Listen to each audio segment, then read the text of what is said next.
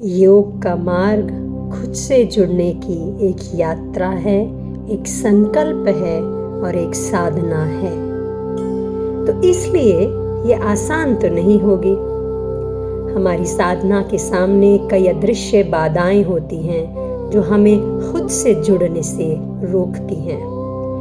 आज हम जानेंगे हठ प्रदीपिका में दिए गए 6 बाधक तत्वों को जो हमारी साधना को भीतर ही भीतर नष्ट कर सकते हैं, और जानेंगे वो 6 दिव्य साधक तत्व जो हमें एक सच्चा साधक बना सकते हैं।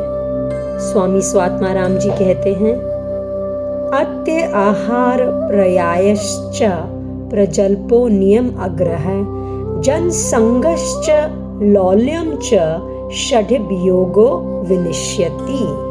अर्थात अत्य आहार, अत्य प्रयास, अत्य प्रजल्प, अत्य नियम अग्रह, जन संग, अत्य लौल्यम, 6 ऐसे तत्व हैं जो हमारी योग साधना को नष्ट कर सकते हैं। सबसे पहले अत्य आहार को समझेंगे। अत्य आहार मतलब ओवर ईटिंग, ज्यादा खाना। और कृष्ण भी बोलते हैं, युक्त चेष्टस्य कर्मसु युक्त स्वप्नावबोधस्य योगो भवति दुःखः। अर्थात आप खाना अत्य न करें, युक्त रहें। खाना अगर युक्त होगा तो आपके योग साधना में प्रगति होगी। तो आसन शुरू करने से पहले या किसी भी समय पर आप जो भी खाना खाएं वो अत्य आहार ना हो, युक्त हो। और अगर वो अत्य आहार होगा तो आपकी साधना को बाधित करेगा। तो हल्का सात्विक भोजन, यही पहला नियम है। सात्विक होना चाहिए, राजसिक या तामसिक भी नहीं होना चाहिए। दूसरा है प्रयास, कर्म युक्त चेष्टस्य कर्मसु। भगवान कृष्ण भी यही कहते हैं कि आप जो कर्म कर रहे हो या जो प्रयास कर रहे हो, आप ओवर एग्जर्ट ना करो, अत्य प्रयास ना करो, जल्दबाजी मत मचाओ। आराम से संतुलित तरीके से आप अपने अभ्यास को, अपनी योग साधना को बढ़ाओ। एक दिन में तो सोने की मुर्गी को नहीं काट सकते हैं ना हम, तो एक दिन में सारे सोने के अंडे नहीं मिलेंगे। तो अत्य प्रयास भी नहीं होना चाहिए। तीसरा है अत्य प्रजल्प यानी गॉसिप। गॉसिप तो होना ही नहीं चाहिए। तो जुबान का संयम मन को मौन की ओर ले जाता है। बोले अपनी जिभा से जो भी वचनों का उच्चारण करें वो सिर्फ इसलिए ना हो कि हम बात मात्र करना चाहते हैं या किसी का मजाक उड़ाना चाहते हैं या सिर्फ अपने समय को व्यतीत करने के लिए कुछ लोगों को अपना टारगेट बनाना चाहते हैं। तो कम बोले, वाजिब बोले, आप गैरलेस ना बने, यानी फालतू का बेबाक बिना मतलब का ना बोलें। जो भी बोले उसमें तथ्य और तत्व होना चाहिए। तीसरा है नियम आग्रह, अत्य नहीं होना चाहिए। नियम तो हमें डिसिप्लिन तो पालन करना पड़ेगा, रिजिड नहीं होना चाहिए, अत्य नहीं होना चाहिए। मतलब योग में भी लचीलापन है। नियम ऐसा ना हो कि हम जबरदस्ती उसको खींच तान के अपनी हट बना लें, अपनी जिद बना लें। तो नियम आग्रह हमारे को दृढ़ बनाए। अत्य नियम आग्रह जो हम अपने आप को गलत करने के लिए इस्तेमाल करें, अपनी बुद्धि और विवेक का यहाँ पर इस्तेमाल करना ज़रूरी है नियम का पालन करते हुए। पांचवा है जनसंग, अत्यधिक जनसंग, एक्सेसिव सोशलाइजिंग। सत्संग ज़रूरी है मगर अत्यधिक जनसंग ज़रूरी नहीं है। हर संगति साधक के लिए नहीं होती। सत्संग, स्वसंग और मौन सबसे श्रेष्ठ हैं। तो इसीलिए जनसंग वहीं रखें जहाँ पे आपको पॉजिटिव वाइब्स आएँ, आप पॉजिटिवली बात कर सकें, सकारात्मक शक्ति का संचार हो। जहाँ पर सिर्फ बात करने के लिए आप जनसंग ना करें, सिर्फ लोगों को रिझाने के लिए या उनकी कंपनी में रहने के लिए जनसंग में ना रहें। छठा है लौल्यम, यानी जो आपका मन इधर उधर भटकता है, रेस्टलेसनेस, चंचलता, मन की चंचलता। मन हम पे हमेशा हावी होने की कोशिश करता रहता है, वो हमें हर अलग अलग दिशा में ले जाने की कोशिश करता है। एक मंकी माइंड है हम, बंदर की तरह कुलाटियाँ मारता है हमारा मन। जो चंचल मन है, ना तो वो ध्यान कर सकता है, ना ही भीतर उतर जा सकता है। तो एकाग्रता के बिना योग कभी सफल नहीं होता। तो हमें अपनी चंचलता के ऊपर भी एक लगाम लगानी पड़ेगी और हमें खुद को बैलेंस करना पड़ेगा, अपनी बुद्धि और विवेक को ज़्यादा प्रबल करना पड़ेगा।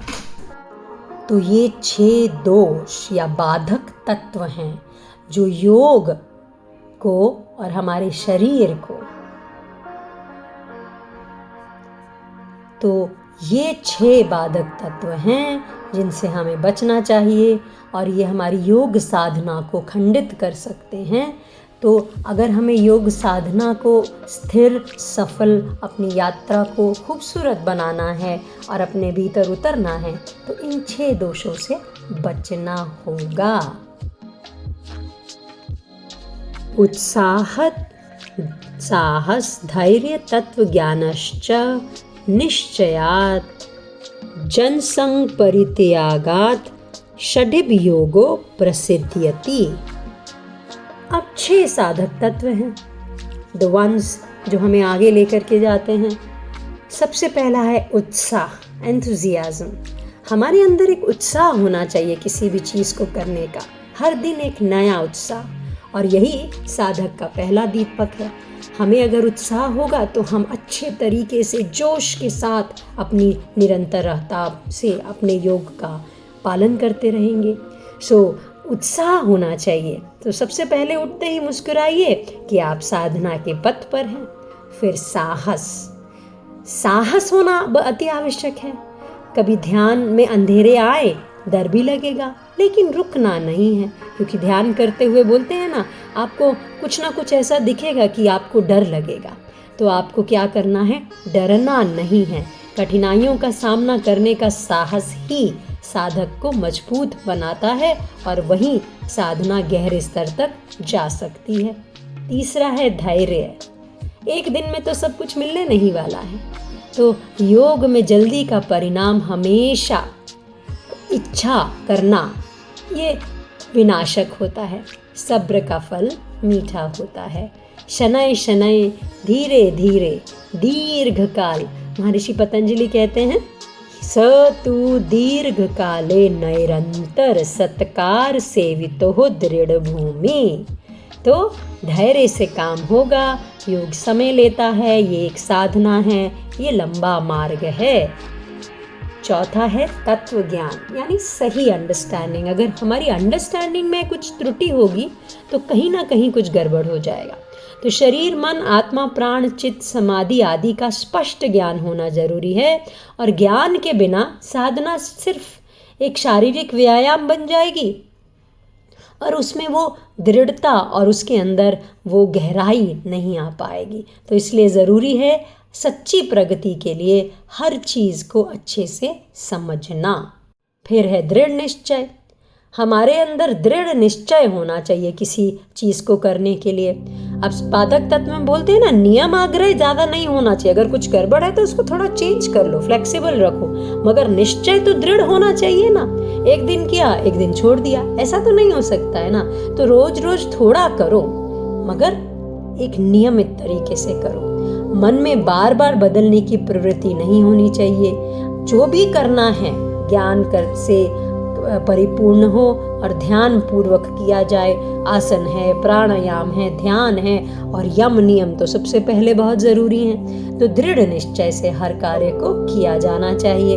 और छठा यहाँ पर स्वामी स्वात्माराम जी कहते हैं, जनसंग परित्याग करो, यानी सोशल नॉइज को छोड़ो, अनावश्यक सामाजिक तत्वों से दूर रहो, क्योंकि इससे आपकी ऊर्जा में हानि होती है। सात्विक संगति ही योग को पुष्ट करती है। और ये हम बात कर चुके हैं ऊपर कि भाई जनसंग ऐसा ना हो जो आपको नीचे गिराए। तो अगर ऐसा है तो उसका परित्याग कर दो, मगर अपने साथ अब जो आप अपने अंदर भीतर की आपकी जो जर्नी है उसको पूरा करने के लिए आपको खुद से जुड़ना पड़ेगा। बाहर भीड़ आपका कुछ भी नहीं करने वाली है। तो अपने साथ रोज कुछ समय बिताएं और इन 6 गुणों को अपनाएं तो योग का मार्ग प्रशस्त होगा, सशक्त होगा और आपको अपनी योग साधना में जल्दी से सफलता मिलेगी। साधना केवल योग में शरीर नहीं बनाती, यह योग में जीवन बनाती है। हर दिन इन गुणों की ओर एक कदम, यही सच्ची प्रगति है। तो आज का संकल्प ले लेते हैं। आज मैं अपने अभ्यास में उत्साह, धैर्य और संकल्प को जोड़ूंगी। मैं शोर से दूरी बनाऊंगी और मौन की तरफ चलूंगी। योग केवल मेरा अभ्यास नहीं, मेरी आत्म यात्रा बन जाए, यही मेरा संकल्प है। ओम शांति शांति शांति। कल मिलते हैं। योग के विभिन्न संप्रदायों के विषय में बातचीत की जाएगी, उन्हें समझा जाएगा। हरिओम, नमस्कार।